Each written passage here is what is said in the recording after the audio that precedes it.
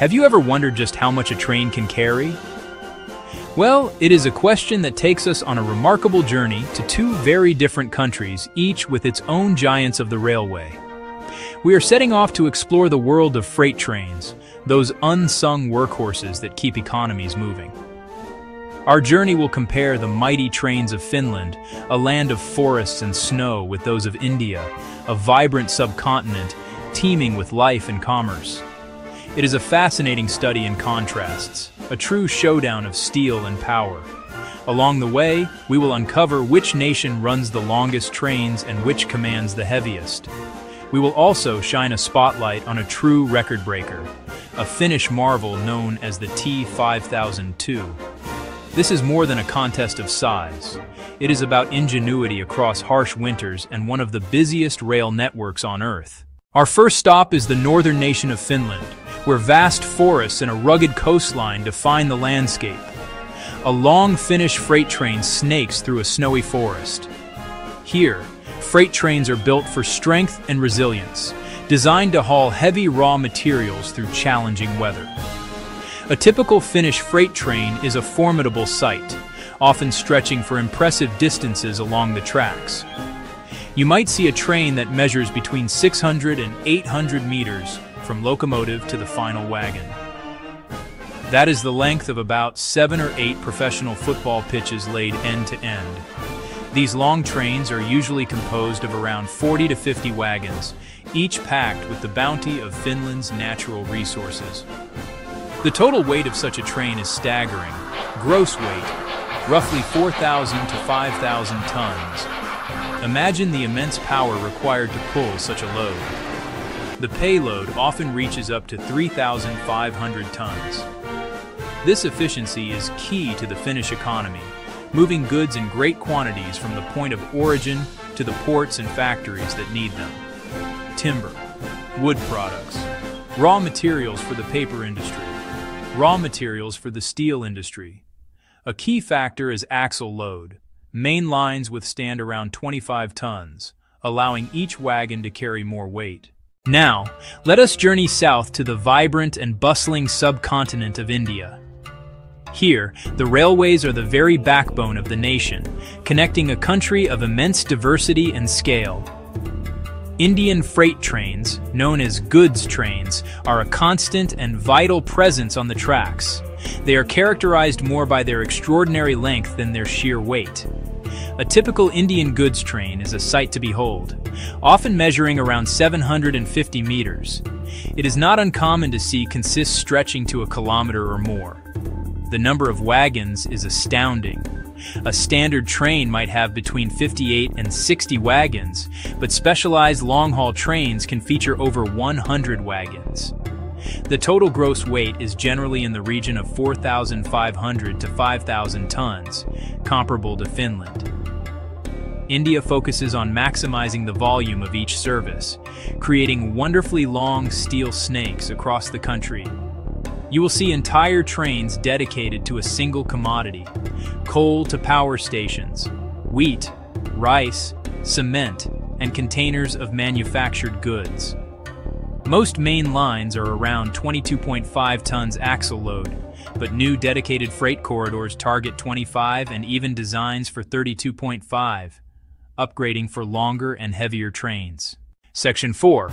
The T5002, Finland's Steel Serpent. Amid Finland's impressive freight operations, one train stands in a class all its own.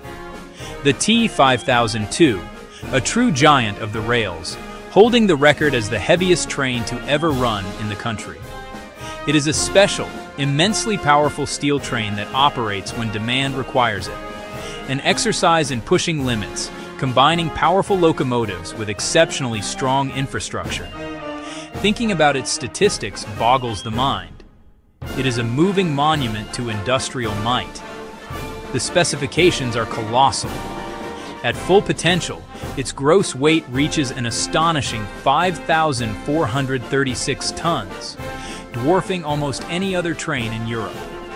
It is composed of 52 specially designed wagons, stretching to approximately 690 meters.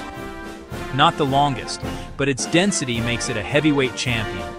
a steel serpent with immense purpose. Its mission: transport steel slabs, enormous heavy blocks of semi-finished steel, on a dedicated route between the Rautaruukki steel mill in Raw and the port of Hanko, feeding Finland's export economy with high-value product moved in a single, efficient journey. Section 5. Head-to-head, a direct comparison of freight giants. Now that we know typical operations, let us place them side by side, like prize fighters at the weigh-in. Using data for typical trains, the differences are clear. One strategy emphasizes length, the other weight. For length, India generally leads. A typical goods train can be 750 meters or longer, while a finished train is more commonly 600 to 800 meters.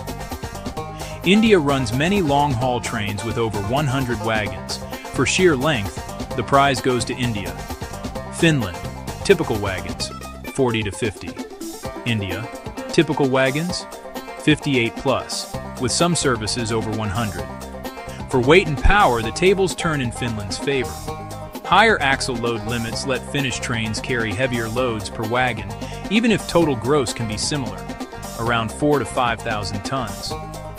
But specialist finished trains, like the T5002 at over 5,400 tons, are the clear heavyweights. Two winners, two strategies, optimized for different needs. These differences are not accidental. They arise from distinct histories, geographies, and economic demands. Track gauge matters.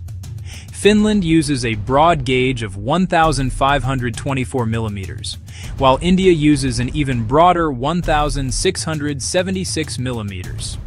A wider gauge can enhance stability, supporting both heavy and long trains as designs require. Axle load limits depend on rails, sleepers, and bridges. Finland's 25-ton network enables exceptionally heavy wagons. India historically had lower limits on many routes, so capacity scaled by adding more wagons, producing very long trains. Cargo types matter. Finland moves dense, heavy raw materials on relatively shorter runs to ports, incentivizing weight per train.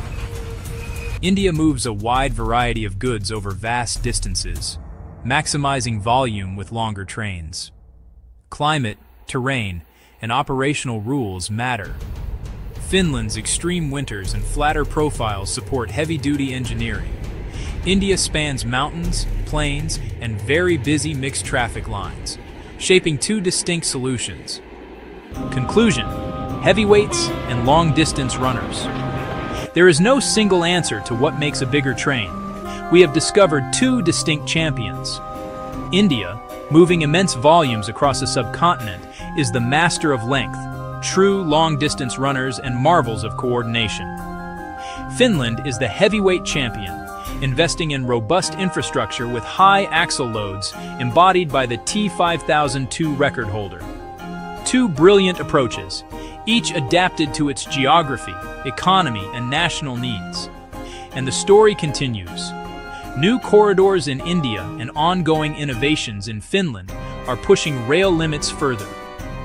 What new records lie ahead?